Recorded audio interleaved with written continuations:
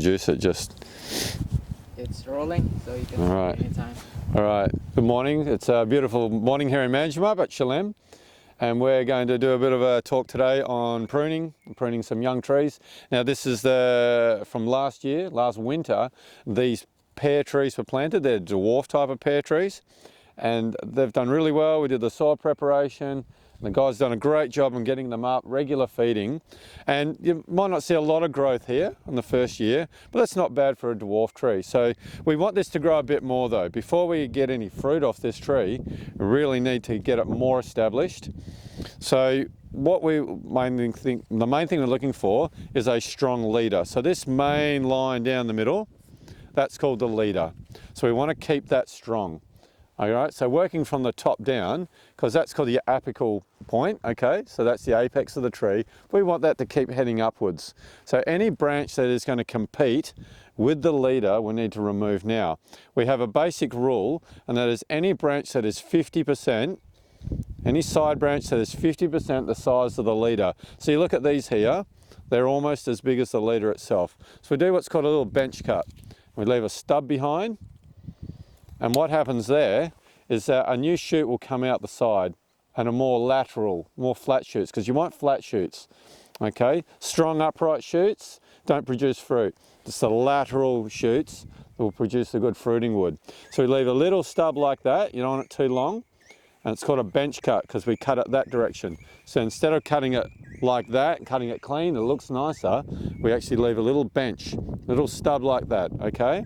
So all the branches are going to go from the top, and any branch that is 50% the size of the leader or bigger, we're going to remove. So we're coming down, here's a nice little side one, nice little side one. We have a strong one here. So there we go, there's our bench cut. We'll go down right down to the bottom. Get rid of these low ones, so anything below the wire. So that's where we start our line. So we've got a little fruiting branch here. So we're just going to keep that little flat line, and they're fruiting buds. I don't know if you can see that, but these little fat buds like that, that's a pear for next year. We might keep a few on here. We're not too many on here. This tree can't handle a lot of fruit, but they're fruiting buds.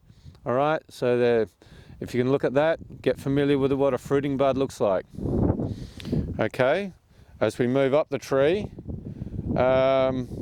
we see this one, you know, a little bit strong, and this one. So we're not looking for a lot of fruit off this tree. All right, you think, no, that's been savage, but what we want, that's going to put more power, so that's going to keep growing up. So we might get a few pears next year, and it doesn't matter if we don't. You know, there's a few buds here, there's a few buds there, we might get 6 or 7 pieces of fruit. That would be plenty for this tree. We want the tree to grow for another year. On a small tree like this, you need to get it up a bit more. Don't get greedy. A lot of people get greedy. If we hung too much fruit of this tree in the first year, it's gonna stunt. It's gonna runt out, and it's not gonna grow. And then you're always gonna struggle. So it's a bigger problem. People get greedy. They want too much fruit too early. So anything on that section, no fruit at all, and maybe just a few down here. Good idea to fasten, I don't recommend wire, but to fasten your trees to the wire, just to stop them moving in the wind too.